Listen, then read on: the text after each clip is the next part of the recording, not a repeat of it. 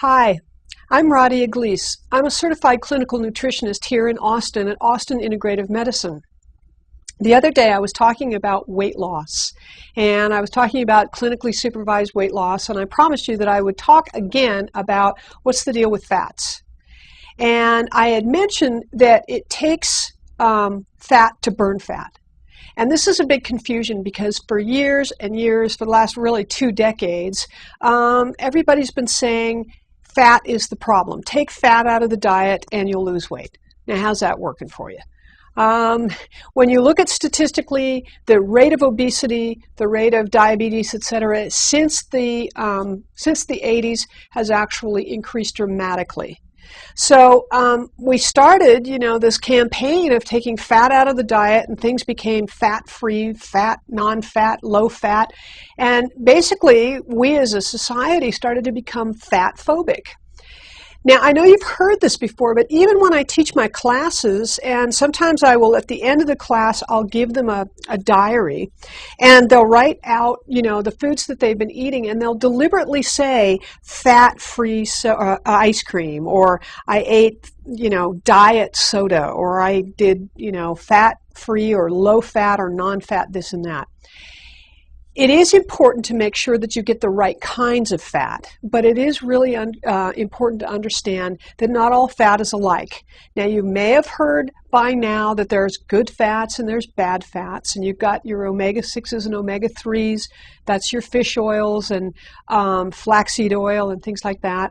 And then there's the bad oils, which are hydrogenated fat. Now, understand this, it's really important to realize that not all fat is alike, and when you look at it, the configuration, the molecular configuration of fat is really kind of simple. Well, no, it's not simple, it's kind of complex, but I'm going to make it simple. Saturated fat, these fat molecules are held together by hydrogen bonds. Now, I don't want to get too technical, but they're held together by hydrogen bonds. So saturated literally means that the molecule is saturated with hydrogen bonds. Okay? So polyunsaturated or monounsaturated it's not completely saturated or held together or bound with hydrogen. So mono means one. So it means that one of these links in this molecule is separate.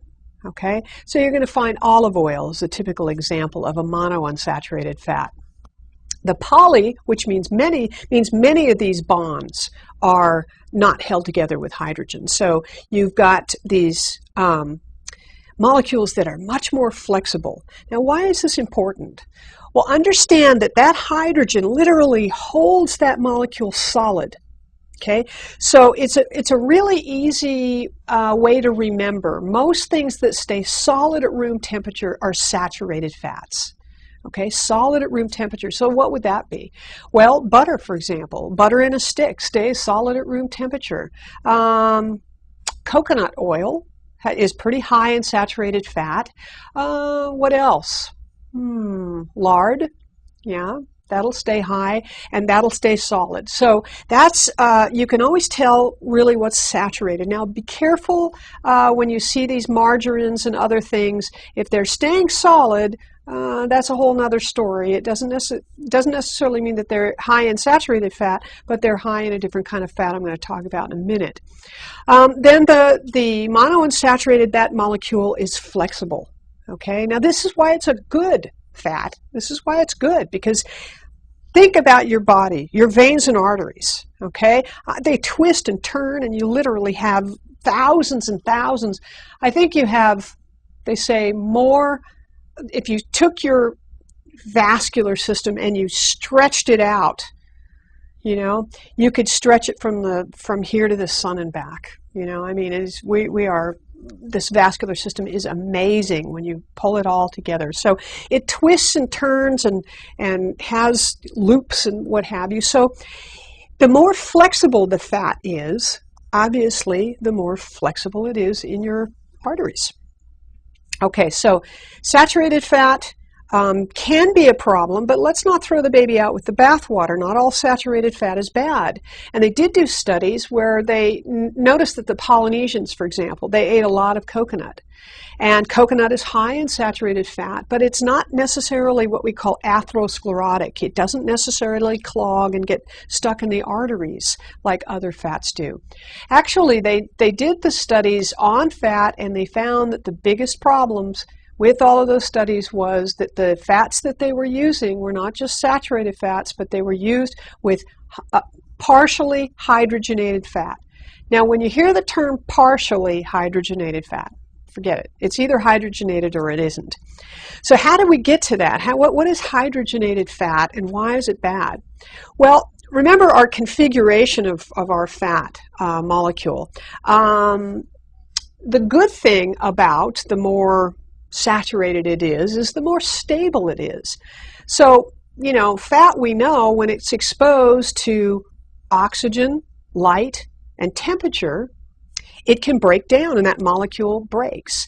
And it goes into what we call a rancid fat. And that can be a toxic to the system. It can create free radicals, which I'll talk about at another time. But it can create free radicals, and it can become toxic to the system. So a hydrogenated fat, it was really good because in storage and in shipping and in processing food, the big food manufacturers, well, they needed a solution because they couldn't get it to market without it going rancid. So they thought, well, this is a good idea, and saturated fat, it's a little bit more stable, but back in actually World War II, you couldn't get butter, you couldn't get a lot of fats. They were very hard to come by. So they decided to take some of these oils, and in a laboratory, they decided to sort of make their own kind of Frankenstein molecule, and they called it partially hydrogenated. Now remember, early on, I said it's hydrogen atoms that bond or hold these fats together. So partially hydrogenated, now there's nothing partial about it. You either hydrogenate it or you don't. So the partially hydrogenated part is they decided that they would take a regular mono or polyunsaturated fat and add the hydrogen back into it to keep it solid. So there's some of your margarines that are, they say 100% polyunsaturated, but if they're held together and solid at room temperature, they've got some sort of stable molecule in there. So check the labels, because many of them are with hydrogenated fat. The problem with hydrogenated fat is that the molecule is not only is it solid and doesn't move, but it's sort of kinked. Right? So the molecular configuration is sort of like this Lego toy that is traveling through your venous and your arterial system. So what happens is, in the studies that I mentioned before, is very many of the studies that were talking about fat being a cause of cardiovascular disease, etc., was really studies showing this hydrogenated fat. Now, I will tell you that in Europe, in Canada, and in many parts of this world, they do not even legalize hydrogenated fat. So only in the United States, where the FDA has basically allowed hydrogenated fats to be in food products, will you find that. But you know, it's where it's illegal in other places, it gives us food for thought to think about. So it's really important to keep hydrogenated fats out of the diet, keep a moderate amount of saturated fat. The good kinds of saturated fat, such as coconut oil, which has a high temperature, but it seems to be a stable molecule, and it's good to cook with, but it's a non-atherosclerotic. In other words, it doesn't seem to clog in the arteries as other fats do.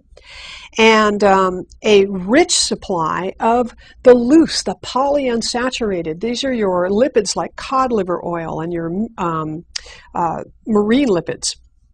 And one of the reasons why these are so good is they're so flexible that they actually go in and sweep the arteries and pull out all the bad plaque and the bad saturated fat and other stuff that's getting stuck in there. So this is why these are the good guys, and we want to make sure that we have a lot more of the omega-6s and omega-3s and be careful of the saturated fats. So we want the polyunsaturated and the monounsaturated fats.